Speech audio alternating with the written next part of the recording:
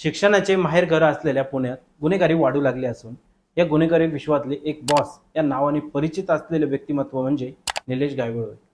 नुकतेच धाराशिव येथे आयोजित करण्यात आलेल्या एका कुस्ती स्पर्धेत कुख्यात गुंड निलेश गायवळ हा आला होता.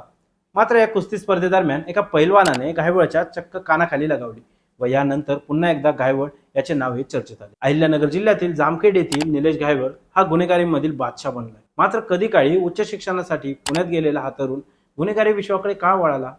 या क्षेत्रामध्ये त्याचा गॉडफादर कोण आहे? त्याचा इतिहास नेमका आहे तरी काय? असे अनेक प्रश्न तुमच्या मनात निर्माण झाले असतील. तर या सर्व प्रश्नांची उत्तरे आपण या व्हिडिओच्या माध्यमातून जाणून घेऊया. शिक्षणासाठी पुण्यात आला आणि गुन्हेगारीकडे वळाला. गुन्हेगारी विश्वात वर्चस्व गाजवणारा कुख्यात गुन्हेगार निलेश बन्सीलाल गायवळ हा मूळचा जामखेड तालुक्यातील सोनेगाव येथील रहिवासी. उच्च शिक्षणासाठी पुण्यामध्ये आला होता आणि मास्टर इन कॉमर्सची डिग्रीपर्यंतचं शिक्षणही त्याने पूर्ण केलं. त्यानंतर त्याची भेट ही कुख्यात गुंड गजानन मारनेसोबत झाली. सुरुवातीला त्याच्या टोळीमध्ये राहूनच गुन्हेगारीचे धडे देखील त्याने घेतले. गजानन मारनेसोबत या दोघांनी एका गुन्हेगाराचा खून देखील केला होता. पहिल्या खुनानंतर दोघेही गुन्हेगारी विश्वाच्या प्रकाशझोतात आले. या प्रकरणामध्ये त्यांना दोघांनाही 7 वर्षाची शिक्षा देखील झालेली होती. गजा मारनेसोबत फिसकटलं आणि स्वतःची टोळी तयार केली. गायवळ तुरुंगात जाऊन आल्यानंतर खंडणी, अपहरण, जमिनीचे व्यवहार, दलाली अशी अनेक कामे निलेश हा गजानन मारनेच्या गँगच्या साथीने करू लागला. परंतु जेलमधून बाहेर पडल्यानंतर दोघांमध्ये आर्थिक वाद झाला. वर्चस्वाच्या व्यवहाराने देखील वाद झाला. त्या संघर्षातून त्याने मारणे टोळीमधून बाहेर पडण्याचा निर्णय घेतला. लवकरच गायवळ याने आपली टोळी देखील उभा केली आणि कोथरूड, सुतारवाडीत त्याने स्वतःचा प्रभाव वाढवला व त्याने पुण्यात स्वतःची दहशत निर्माण केली. मात्र यामुळेच मारणे व गायवळ या दोन्ही टोळींमध्ये संघर्षाची ठिणगी पेटली. गायवळ टोळीमधील गुंड पप्पू गावडे खून हा मारणे टोळीने केला, तर त्याचा बदला म्हणून गायवळ टोळीने देखील सचिन कुंडलेंचा खून केला. हळूहळू दोन्ही टोळींमध्ये संघर्ष हा विकोपाला जाऊ लागला.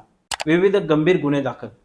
शिक्षणाने मास्टर इन कॉमर्स असलेला निलेश गायवळ याने गुन्हेगारीमध्ये आपली PhD पूर्ण केल्याचे देखील त्याच्यावरील दाखल असलेल्या गुन्ह्यावरून समजते. त्याच्यावरती हत्या, खंडणी, मोक्का, बेकायदा शस्त्र बाळगणं, टोळी युद्ध, अपहरण, दरोडा अशा गंभीर स्वरूपाचे तब्बल 23 ते 24 गुन्हे हे पुण्यातील विविध पोलीस ठाण्यांमध्ये आजही दाखल आहेत.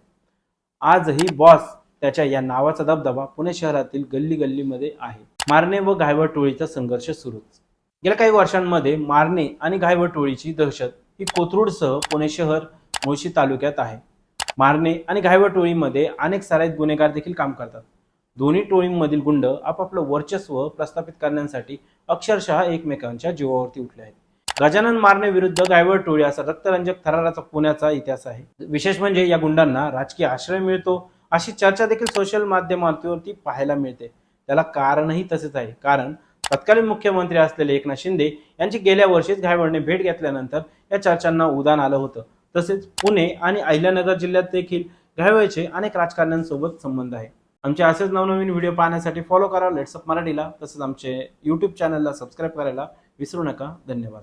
सोशल मीडियाच्या भाऊ गर्दीत विश्वासार्हतेने चकाकणारे नाव म्हणजे लेट्सअप मराठी.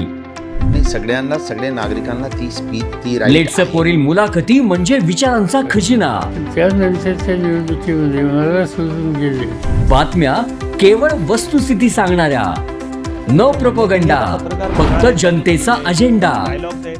क्योंकि आने वाला कल जाने वाला है, जाने वाला कल आने वाला है. राजकारण, मनोरंजन असो की क्रीडा क्षेत्र, महाराष्ट्राची स्पंदने संवेदनशीलतेने टिपणारे माध्यम म्हणजे लेट्सअप मराठी.